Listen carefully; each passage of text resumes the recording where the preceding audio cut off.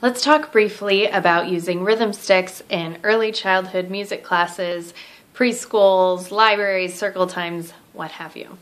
I think that they can be perfectly safe and a really good choice for music class with little kids. However, I am pretty strict on the rules, how we play them, where we play them, and I also am a little bit picky about what kind. I don't have a specific brand or music store or website from which I purchase my rhythm sticks, but I do have two requirements. Ideally, they are different colors. It makes passing them out a lot easier. And then I always have to make sure that each kid ends up with a pair that has a fluted stick and a smooth stick. I feel like having two rhythm sticks where one is smooth and one is smooth is kind of pointless. And those aren't really rhythm sticks, they're just like super skinny claves. Nothing against claves, because those are my very favorite instrument of all the rhythm instruments that we do in our music classes, but it makes a lot more sense to have a ridge one because there's a lot of songs and activities that you can do having the bumpy one, and it's a lot more fun. When I pass out instruments, always I have the kids sitting on the floor, crisscross applesauce, with their hands on their head. They don't get to touch their instrument until I tell them it's time to pick it up.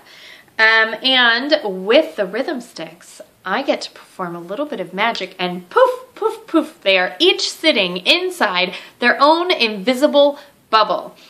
So the goal with the rhythm sticks is, number one, not to poke out your eyeball. Number two, not to poke out your friend's eyeballs. So how do we do that? Number three, most important, don't pop your bubble.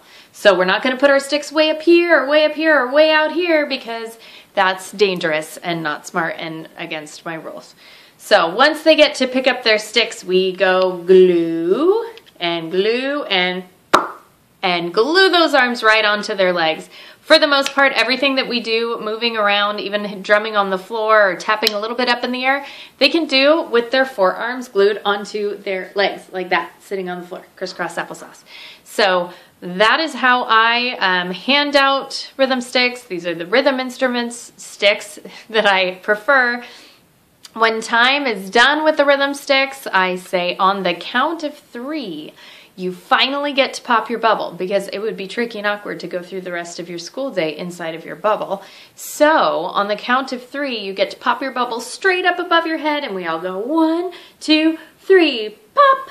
And then they just sit there, and I say, okay, sit and wait until Miss Jenny gets there to collect your rhythm sticks, and then I take them away, and nobody lost an eye, and that's a real win.